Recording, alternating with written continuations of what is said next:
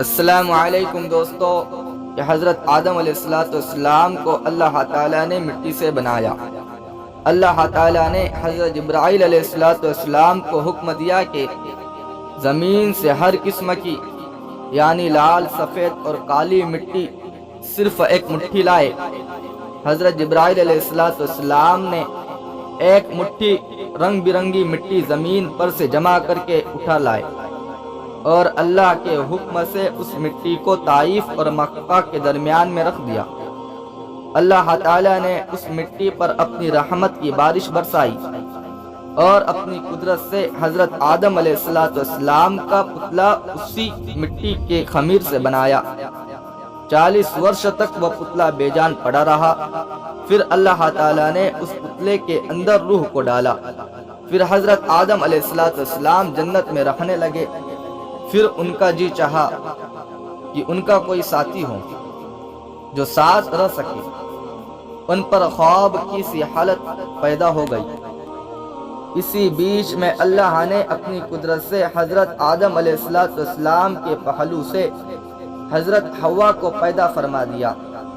حضرت آدم علیہ السلام جاگے تو دیکھا کہ ایک پاک صاف عورت ان کے پاس بیٹھی ہے۔ انہیں دیکھ کر وہ بہت خوش ہوئے۔ پوچھا تو کون ہے؟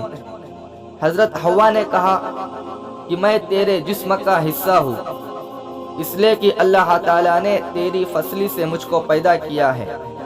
کہا جاتا ہے کہ حضرت حوا اتنی خوبصورت تھی کہ پوری دنیا میں جتنی خوبصورتی پائی جاتی ہے ان میں سے 90 حصہ حضرت حوا کو ملا اور 10 حصے میں پوری دنیا کی خوبصورتی ہے۔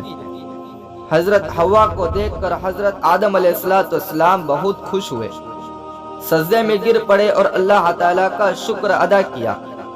پھر اللہ تعالیٰ نے عرش اٹھانے والوں اور آسمان کے وارثوں کے سامنے ان دونوں کا نکاح کیا اور حکم کیا کہ اے آدم و حوا، تم دونوں ان جنت میں رہو اور جنت کے تمام میوے کھاؤ۔ ہاں، یہ ایک گیہوں کا پودا ہے، اس کے پاس مت جانا، نہ ان میں سے کچھ کھانا۔ جب ابلیس نے آدم کو سجدہ نہ کیا، اس پر لعنت بھیجی گئی، وہ فرشتوں سے نکال دیا گیا، تو اس کے دل میں حضرت آدم علیہ السلام کے خلاف جلن پیدا ہو گئی تھی۔ چنانچہ وہ اب اسی چکر میں رہنے لگا کہ کس طرح جنت میں داخل ہو کر وہاں سے آدم کو نکلوا دے۔ پہلے تو مور سے اس نے دوستی کی اور کہا کہ میری دوستی کے حق تیرے اوپر ثابت ہے، ہم تم دونوں پہلے ایک ساتھ ہی رہا کرتے تھے۔ میری تجھ سے درخواست ہے کہ تو مجھ کو اپنے بازو پر بیٹھا کر جنت میں پہنچا دے کہ میں اپنے دشمن سے بدلہ لے لوں۔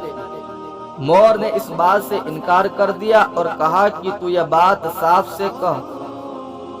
تب شیطان سانپ کے پاس گیا، اس پر اپنا جادو چلایا۔ سانپ اس کے جھانسے میں آ گیا، اس کو منہ میں لے کر جنت میں پہنچا۔ اس طرح کی جنت کی نگرانی کرنے والوں کو ذرا بھی خبر نہ ہوئی۔ پھر ابلیس حضرت آدم اور حوا کے پاس گیا اور رونا شروع کر دیا۔ حضرت آدم اور حوا نے پوچھا کیوں روتے ہو؟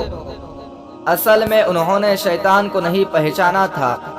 تب شیطان نے کہا میں تم کو نصیحت کرتا ہوں، مجھ کو تمہارے حال پر رونا آتا ہے کہ تم اس جنت سے نکالے جاؤ گے اور جنت کی نعمتیں تم سے سب لے لی جائیں گی اور زندگی کے مزے کے ساتھ ہی موت کے درد کو بھوگو گے۔ ان دونوں نے اس بات کے سننے سے بہت غم کیا۔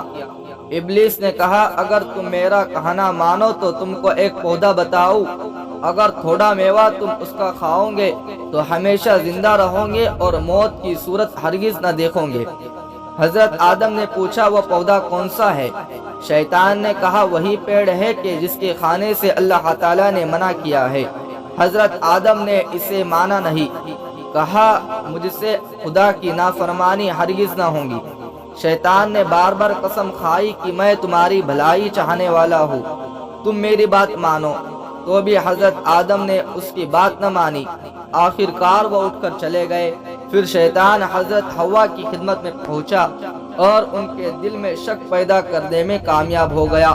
صاف نے شیطان کے کہنے پر گواہی بھی دے دی کہ اس کی بات صحیح ہے۔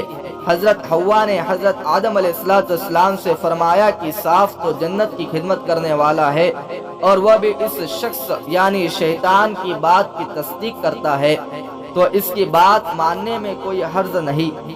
اب تو میں پہلے اس پودے کا پھل کھاتی ہوں، اگر کچھ گڑبڑ ہو تو میرے لیے خدا سے معافی مانگ لینا، نہیں تو تم بھی کھاؤ کہ ہم تم دونوں تمام عمر جنت کی نعمتیں چین سے کھایا کرے۔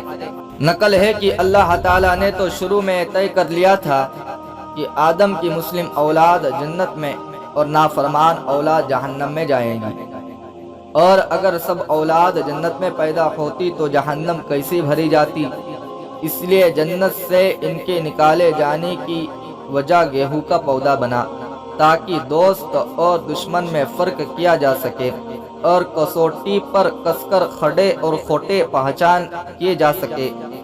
علماء نے لکھا ہے کہ جب حضرت حوا نے گیہوں کے تھوڑے پھل کھائے اور ان کی تاکید سے حضرت آدم نے بھی کچھ کھائے تو گیہوں کے کھانے کا اثر ابھی باقی تھا، اور حضرت آدم علیہ السلام کے معدے میں یہ پوری طرح ہضم نہیں ہوا تھا کہ ان کے جسم پر سے جنت کا کپڑا گر پڑا اور جسم ننگا ہو گیا۔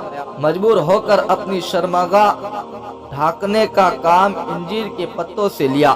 پوچھا گیا، اے آدم تیرے ننگے ہونے کی کیا وجہ ہے؟ کہا کہ اے خدا، اس کی وجہ یہ ہے کہ میں نے تیرے حکم کی نافرمانی کی۔ اس کے بعد حضرت آدم علیہ السلام کو اور ماں حوا کو اللہ تعالیٰ نے زمین پر اتار دیا۔